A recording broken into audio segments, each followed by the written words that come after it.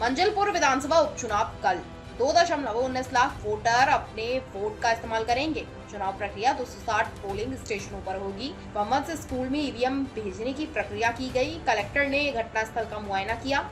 BJP उम्मीदवार Satish Patel vote नहीं दे पाएंगे। सतीश पटेल मूल रूप से छाणी गांव के रहने वाले हैं। मंजलपुर में चुनाव होने की वजह से वह वोट नहीं दे पाएंगे। रिपोर्टर राहुल राजपूत। માંજલપુર વિધાનસભા મતવિસ્તારની પેટા ચૂંટણી આવતીકાલે યોજાવાની છે। આજે એમનું ડિસ્પેચિંગનું કામ ચાલી રહ્યું છે। તમામ મતદાન ટુકડીઓ અહીંયા હાજર છે અને થોડી વખતમાં ડિસ્પેચ અહીંથી થઈને એમના પોતાના મતદાન મથક ઉપર જશે। મતદાન મથક ઉપર મતદાન માટેની પૂરતી વ્યવસ્થા મેં કરી છે।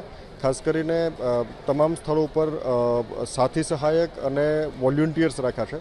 આ વખતે વિશેષ તકેદારીના ભાગરૂપે અમે ત્યાં દરેક મતદાન મથક ઉપર વેબકાસ્ટિંગની વ્યવસ્થા કરી છે। માઇક્રો ઓબ્ઝર્વર્સ પણ સેન્સિટિવ લોકેશન પર હાજર રહેશે। આ સિવાય અમે વિશેષ કરીને એ પ્રકારે વ્યવસ્થા રાખી છે કે તમામ મતદાન મથક ઉપર મોબાઈલ ડિપોઝિશન સેન્ટર હોય, જેથી કરીને મતદાતાઓ ત્યારે પોતાનો મોબાઈલ ત્યાં રાખી શકે। વરસાદને ધ્યાનમાં રાખીને અમે વિશેષ કરીને દરેક મતદાન મથક ઉપર ખાસ કરીને એક એનાલિસિસ કરાવડાવ્યું છે।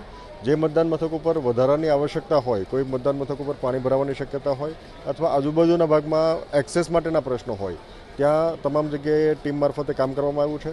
રસ્તાઓ રિપેરિંગનું કામ પણ આ ભાગમાં થયું છે। સાથોસાથ કોઈ જગ્યાએ પાણી ભરાવાનો પ્રશ્ન હોય ત્યાં ડીવોટરિંગ સાથેની ટીમ પણ તૈયાર રહેશે, ડીવોટરિંગ પંપ સાથેની ટીમ પણ તૈયાર રહેશે અને આ ઉપરાંત અમે ક્વિક રિસ્પોન્સ ટીમ પણ તૈયાર રાખી છે, જેથી કરીને મતદારોને મતદાન કરવાની પ્રક્રિયામાં કોઈ દખલગીરી ના થઈ શકે। સમગ્ર રીતે કુલ 2000થી વધારે પોલિંગ પર્સનલ આમની અંદર જોડાયેલા છે। એ ઉપરાંત અહીંયા ડિસ્પેચિંગ રિસીવિંગ સેન્ટર ખાતે ઘણા બધા અધિકારીઓ અને કર્મચારીઓ જોડાયેલા છે। 1400થી વધારે પોલીસ કર્મીઓ, સીએપીએફ, એસઆરપીએફ વગેરેની ટીમો પણ જોડાયેલી છે। એટલે ખૂબ મોટી સંખ્યામાં કર્મીઓ મતદાનની પ્રક્રિયા ખૂબ નિષ્પક્ષ અને તટસ્થતા થાય તે માટે કટિબદ્ધ છે અને એ માટેના પ્રયત્નો કરી રહ્યા છીએ।